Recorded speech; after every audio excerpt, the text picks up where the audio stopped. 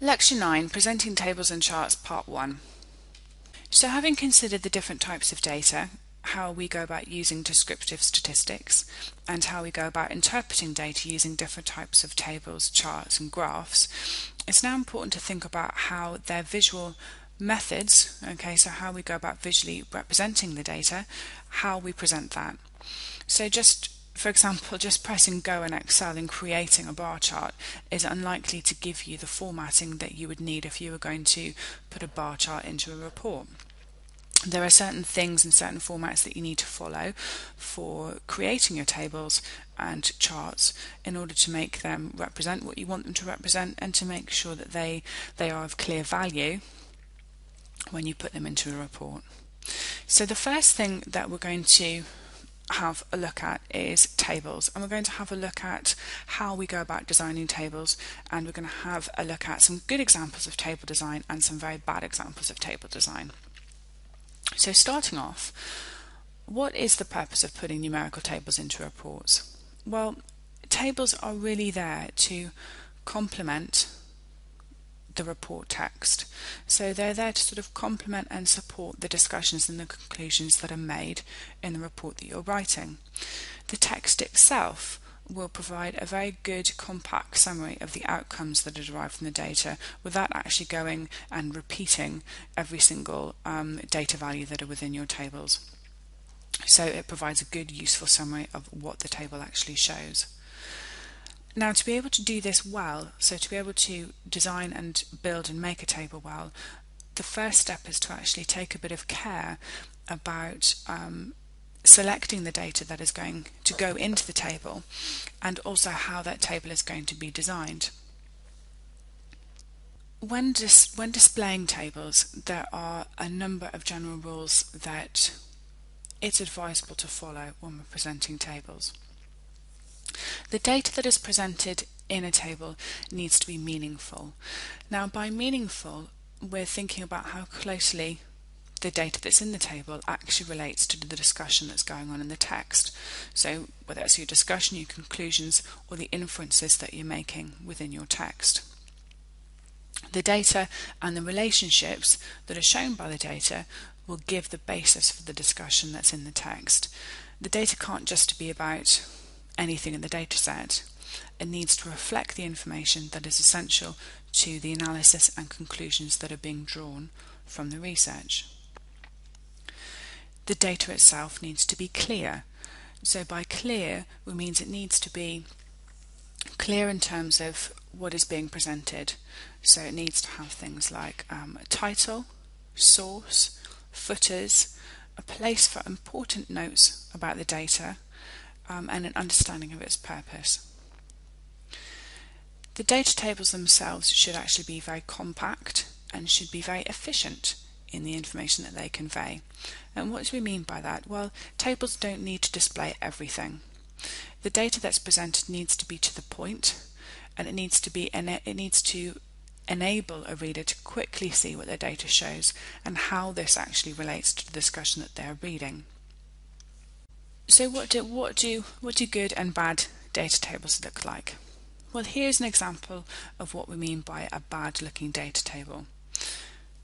But when we look at it, what's actually wrong with it? Well, as it currently stands, it's not suitable as a table for a report. And why is that? Well, first off, it has no title to tell anyone that is reading the table what they're actually looking at and what it relates to. So whether that's the date, the geographical location, and so on. It has no column headings, and it also has no row headings. So again, a reader won't actually be able to understand what the data is showing. The data in the columns is not aligned in the same way. So we have some data that is centered within the column, and we have some data that is actually justified towards the left within the columns. The data, whilst representing thousands in general, has no delimitation at the thousand point. So we should always have a comma to delimitate where we reach 1,000. So the first value for A, which is 4598, should read 4,598. The final column actually uses decimal points in some places, and other columns do not. So your columns need to be constructed to appear exactly the same. So column F, we have decimal points within some of those values, and we don't have decimal points in some of the other values, and decimal points are certainly not present in the data in any of the other columns. It also appears that our total, so the summation of A, B, X and F, actually appears in the first row and not in the last row. So our summation is at the top and not at the bottom. So having had a look at a bad example, what would this hypothetical example look like if it were a good example? Well, this is exactly the same data but represented in what we'd call a good table example. So here you can see that this fictional report quality table follows the basic principles of being meaningful, being clear and being concise. So we have a table, we have a title at the top which tells us exactly what it is we're looking at. We're looking at fruit export in tonnes from the year 2001 to 2011. We have our column headings, so we have our years, we have our export in tonnes, and we have the number of different companies that have that export detailed in tonnes. We start with the most recent year being 2011 and we work downwards to 2001, and we then have a total at the bottom. We can see that all of our data is justified towards the right, and we have our delimiters at the 1,000 point. This table could actually be simplified further by putting data into thousands of tonnes for banana exports, for exotic fruits and for Fruit International. So we could actually divide those figures by 1,000 to give us a simpler looking figure.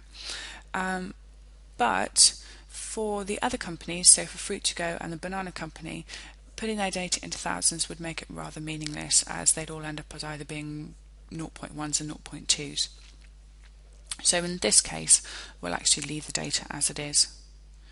So this report quality table, it follows a basic checklist of requirements.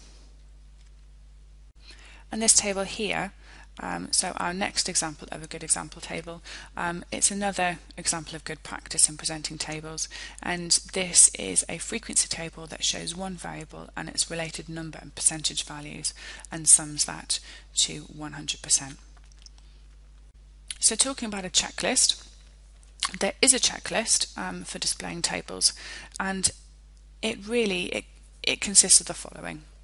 So the first point is to make sure that you have a clear title that shows what the table shows, plus the geographical area covered, the time period and its unit of measurements. Okay, so for example, in the previous one we were looking at fruit exports. That title clearly tells us that we're looking at fruit exports. It is in tonnes and it is from the year 2001 to 2011. We also need to make sure that we have very clear row and column headings that defines our data and tells us as readers what we're looking at. If we're actually comparing values, i.e. comparing men and women, say for example by age range, as a general rule we tend to use our columns to represent the data rather than our rows. When we look at representing our data within tables, we can use either counts or percentages or both. Make sure that you are consistent in what you use, so you either use all counts or percentages, or you represent or you show both for everything. It is also generally good practice to round your decimal points, round up to 1 decimal point or a whole number, and align the decimal point for each variable down a column. So if you're going to use decimal points, unless it's really precise data and you have a big enough sample for you to be able to use more than 1 decimal point, try and either use 1 decimal point or round it up to a whole number. Obviously if you have a very large sample size and you're looking at data that you have to be very precise with, then it's fine to use more than it's fine to use decimal points and of those more than one, but it really depends on your data, and you have to make sure that you understand your data in that way. The other things that you need to think of that are part of your checklist of things to do when displaying tables is to use footnotes at the bottom of your table to define information that may aid a reader in interpreting the data. So that may be anything around sample size. You always include your sample size as a footnote, so your n value, because it gives a reader an understanding of what they're looking at. So whether they're looking at a small set of data, so something that only represents, say, 25 cases, or a larger set of data with something that, say, represents 25,000 cases. The conclusions that you can draw from those two different data sets will be different from each other, and it's important that the reader understands how big their sample size, the sample size that they're looking at, is. So always include an n value. It's useful also to include missing cases, and your footnotes are a useful place to put extra definition of variables if it's needed to aid the interpretation of the table, or to also put in definitions of any abbreviations that have been used.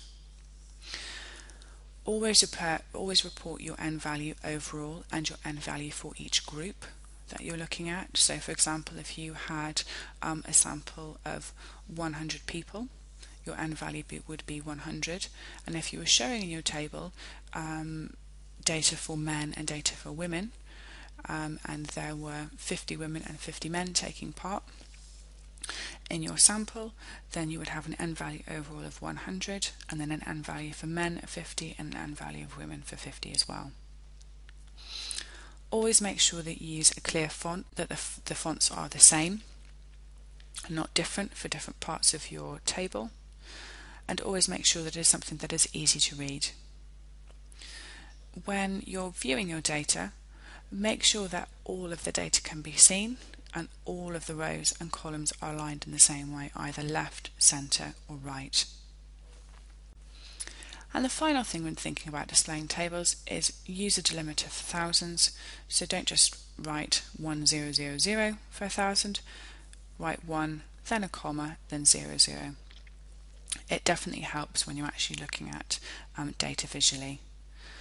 If you are using very large numbers, consider using thousands, okay, to avoid long strings and numbers, and you can see that from the example that we have here.